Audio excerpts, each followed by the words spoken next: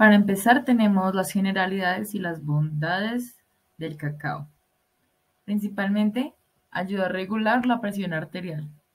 Facilita la digestión ya que es muy rico en fibra, tiene una gran cantidad de antioxidantes, contiene alto contenido de vitamina C y proporciona serotonina a sus consumidores. Este, al menos en cuanto a los antioxidantes, supera el té verde y el vino y por su contenido en vitamina C, fibra y serotonina, lo convierte en un excelente aliado para prevenir enfermedades cardiovasculares, cerebrovasculares, cáncer hepático, gástrico y de colon, por lo cual es un alimento muy bueno. Bueno, el cacao es un árbol que procede de América y produce un fruto con el mismo nombre, cacao, que se puede utilizar como un ingrediente para distintos alimentos, entre ellos el más destacado, el chocolate en todas sus presentaciones.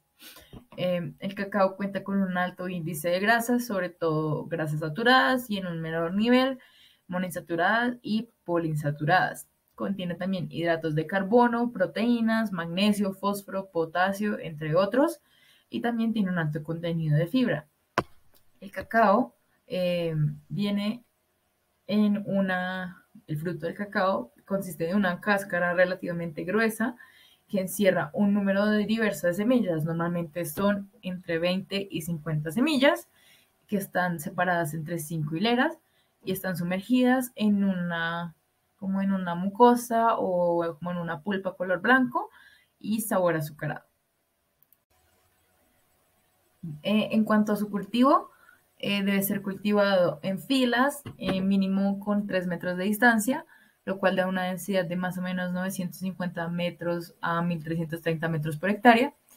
Y el cacao es de un clima tropical, húmedo, y en cuanto a un suelo, requiere suelos profundos con buen drenaje, libre de acumulaciones de hierro, con alto contenido de nutrientes y rico en materia orgánica.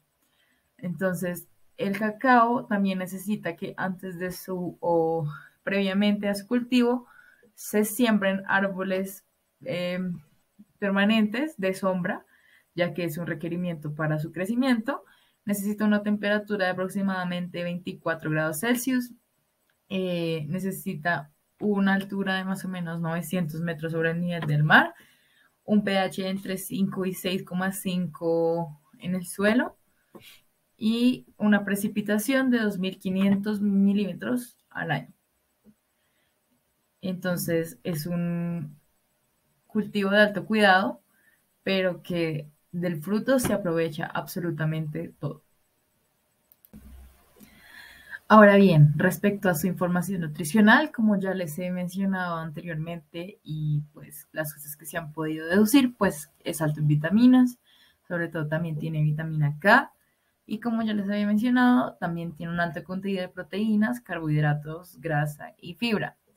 Contiene 99 kilocalorías por porción y contiene minerales como el cobre, el manganeso, el magnesio y otras que ya les había mencionado, como el zinc, el potasio, el selenio y el hierro. Entonces es un alimento muy completo que sirve para distintos tipos de dietas y para la alimentación de distintos tipos de seres. El estudio de los componentes de los alimentos es un campo de gran importancia en la industria alimentaria. En ese sentido, la metabolómica se plantea como una herramienta innovadora y útil para la evaluación de la calidad de los alimentos en general y de los alimentos funcionales en particular. El punto central es la caracterización del metaboloma, que se define como el conjunto de moléculas de bajo peso molecular o metabolitos producidos en la respiración celular, que podrían ser utilizados como marcadores químicos de la autenticidad, origen y o bioactividad de un alimento. De este modo, la metabolómica permite evaluar cómo se comporta un compuesto químico, preferiblemente bioactivo, a lo largo de diferentes procesos tecnológicos de transformación de un alimento, desde un producto natural puro hasta un producto elaborado. La metabolómica permite encontrar marcadores químicos característicos que sirven para evaluar los cambios nutricionales, detectar alteraciones, evidenciar deterioro de un alimento, entre otros.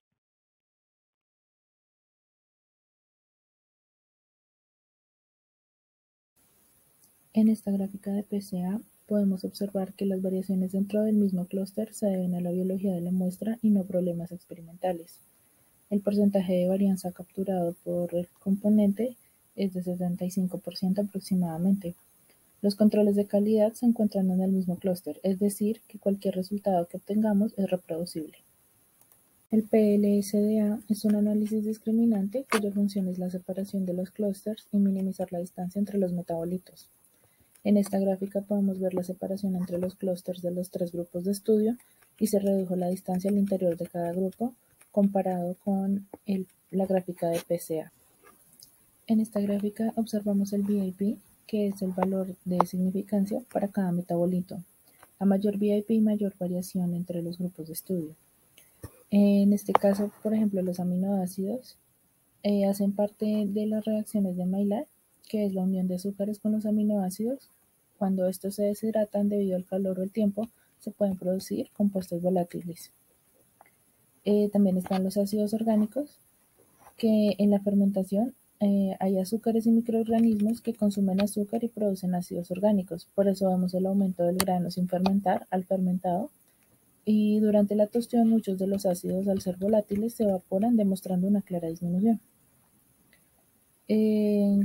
También están los alcoholes, que por ejemplo el etanol pasa de bajo a muy alto y en la tostión disminuye aún más que cuando no estaba fermentado. El butanodiol disminuye al fermentar y aumenta claramente en el tostado. Los monosacáridos, que sería la fructosa, vemos una clara disminución del grano sin fermentar al grano fermentado y cuando se tuesta se estabiliza en un punto medio.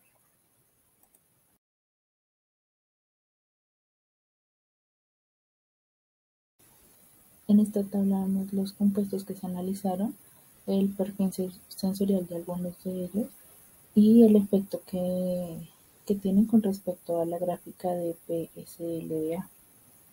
Por ejemplo, la serina, que tiene un perfil sensorial dulce, observamos que tuvo un aumento, o sea, fue positivo en la fermentación y una disminución que significa que es negativo para la tostión.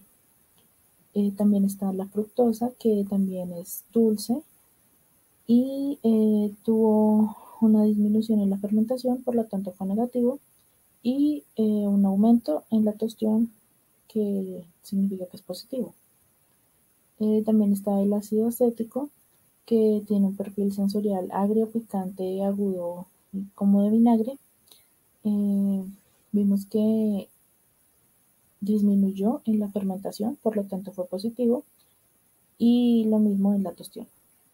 Continuando con esto, en metodología tenemos que primero se debe hacer una correcta preparación de los datos para cargarlos a MetaboAnalytics. Después de esto son ingresados los datos, posteriormente se hace la normalización para el análisis de componentes principales. Luego de esto se muestra un análisis de control de calidad en donde son observados los clusters y finalmente obtenemos la reproducibilidad basada en controles de calidad.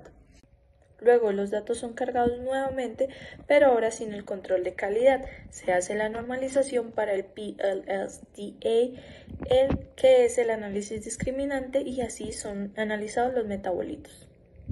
Y como parte 2, en la metodología del laboratorio tenemos que se ingresa a la base de datos FlavorDB, en donde se buscaron los compuestos para describir su perfil sensorial, para calcular la media en cada grupo y se analiza si disminuyó o aumentó. Y ya determinado su perfil sensorial, se determina si la etapa tiene un efecto negativo o positivo. En conclusión, es posible afirmar que el proceso de fermentación tiene una gran influencia en las moléculas, pues, como se pudo observar, este potencia varias de estas, tales como el ácido oxálico, el ácido láctico y la serina, mientras que tiene también un efecto negativo sobre muchas otras, como la prolina y la fructosa. Adicionalmente, el proceso de tostión también tiene una influencia grande en el perfil sensorial de las moléculas, pues se logró evidenciar que tiene un efecto negativo en casi todas. También es necesario mencionar que las variaciones dentro del mismo clúster se deben a la biología de la muestra y no a problemas experimentales.